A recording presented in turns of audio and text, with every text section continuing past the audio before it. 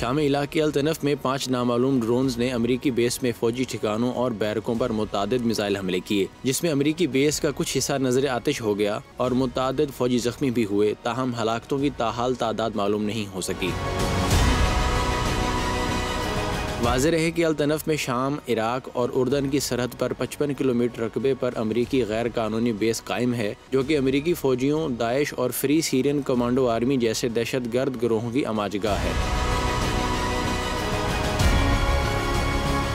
इस 55 किलोमीटर इलाके की अमरीकी जंगी जहाज़ मुसलसल निगरानी करते हैं। याद रहे कि अमरीकी इत्तेहाद ने 2014 में शाम पर दहशत गर्दी के खिलाफ जंग के नाम पर हमला किया और तब से शाम में अपनी गैर कानूनी मौजूदगी बरकरार रखे हुए है। अमरीका पर इल्ज़ाम है कि शाम और इराक में दहशत गर्द गिरोहों की मुआविनत करता है। अमरीकी जारहियत और बर्बरियत के खिलाफ कई गिरोह मुज़ाहमत कर रहे हैं। अगर अमरीका इन इलाकों में अपनी गैर कानूनी मौजूदगी जारी रखता है तो ऐसे गुमनाम और शदीद हमलों की तवक्को की जा सकती है। इनसे बचने का वाहिद राय हल यही है कि अमरीका इन इलाकों में अवाम व हुकूमत की मर्जी के खिलाफ अपनी गैर कानूनी मौजूदगी को ख़त्म करे।